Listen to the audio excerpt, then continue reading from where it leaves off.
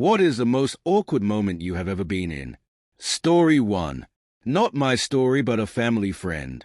Has a school principal, and he goes to a wine festival, and on his way home, slightly drunk, he runs into the parents of a boy he used to teach. They get to talking this, and that when my family friend, let's call him Steve, asks how the boy is, the parents look shocked and say, "He just passed away last year. You were at the funeral. You spoke." He apologized profusely, but I think that's the most awkward story I've ever heard. Story 2. I was visiting my girlfriend, now wife, in college one weekend. We went to a party and I ended up having way too much to drink and blacked out. We get back to her dorm room and both fall asleep. I'm definitely in her room next to her at this point. I wake up on the floor with a bunch of blankets on me and a trash can next to my head. Must have been getting sick. I stand up to crawl back in bed to my girlfriend, but there is a woman with different color hair in her bed, and the sheets are different, and the shit on the walls is different too.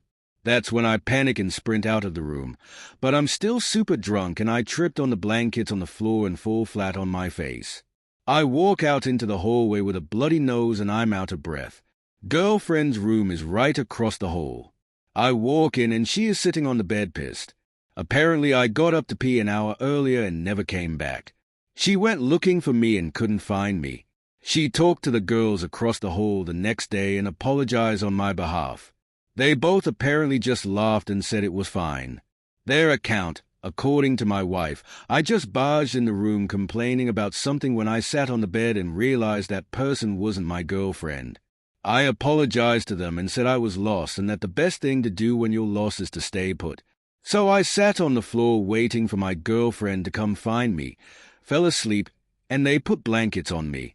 Didn't get sick, but they weren't taking chances. Edit. Definitely haven't gotten that drunk since. Story 3. I was working as a bank teller. My allergies were going nuts. In fact, everyone was. We all came into work eyes red and sneezing. Apparently the pollen count was at a record-breaking high. Anyways, we opened up and I helped the first customer of the day. It went something like this. Me. "Hi, how are you doing today?" "Huh, I'm actually not feeling so good." Me. "Oh, I'm sorry. Is it your allergies? I know me and my coworkers are feeling it pretty bad." "Huh, no. I had a miscarriage this morning." Me. "I'm sorry." This was all through the drive-thru. I feel bad. I wish I could have comforted her a little bit, but I had no idea what to say. Story 4. Oh boy, do I have a story. My cousin was turning 30, so we were all uncles, cousins, etc., about 30 people, meeting at my grandparents' house to celebrate and cut cake. An hour or two before we all made our way there, some of us coming from that far away, my grandfather had a heart attack. Before I got there, EMTs had come and gone and Grandpa was pronounced dead. While waiting for the funeral home to come and collect the body, we all crowded around and left offerings, said prayers, traditional in my culture, and it was all very somber. My 30-year-old cousin's mum, eldest daughter of the deceased, however, has some problems with narcissism. So while we're all praying, she insists that we must still cut her daughter's cake and sing happy birthday. She set up a stool to hold the cake over my grandfather's corpse and made her protesting daughter cut the cake right there while we all sit around the body and cake singing happy birthday through barely contained tears. They used this big-ass butcher knife too, and the whole time all I could imagine was somebody slipping and impaling Grandpa. Honestly, the absurdity of it all kind of distracted from the sting of grieving. So all in all, it kind of worked out all right. Story 5. I was at a Starbucks on my commute, waiting for my drink and people watching. I watched a young mother and her toddler, clearly just started standing holding onto the back of the chair, and had this silent moment of being charmed by them. The mother took her foot off the bottom rung and stood up to get a stir stick and whop. The child went slamming face first into the floor. There was a moment of silence and then screaming. There was a splatter of blood, panic, the mother screaming for an ambulance. And I started laughing.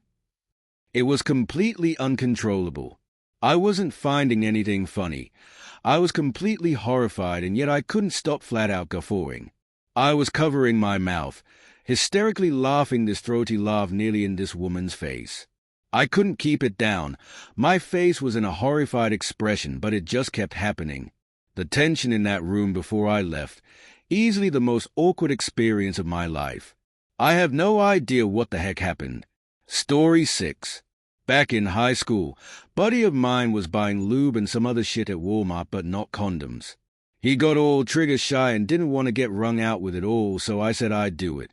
As the cashier is scanning items, she looks at me and goes, "How you're getting all this? But where are the condoms?" With as straight of a face as I could, I said, "He can't get pregnant," while gesturing to my buddy. She looked so uncomfortable she didn't say another word while ringing everything up. Edit. Obligatory while my top comment is about gay but stuff with my friend. Story 7. When I was 11, my family had a barbecue and they invited some friends who had kids that IMO were super cute. I was a hot mess of a tomboy, so I hightailed into the shower thinking I had time before they arrived. Boy, was I wrong. I got out of the shower in my towel to hear the boys already serving their plates. I quickly go into my room. Now this room didn't have a lock, and my room was the unspoken designated kids' room to eat in and play. I hear their footsteps coming closer and I duck into closet. I'm in a towel, hair frizzy, water dripping onto closet floor. I hear the boys sit on the bed, turn on TV and eat delicious barbecue. Then, I guess, my mom and aunt notice I'm not there, and that's not possible since I love food. I should have been first with my greedy ass. Search begins.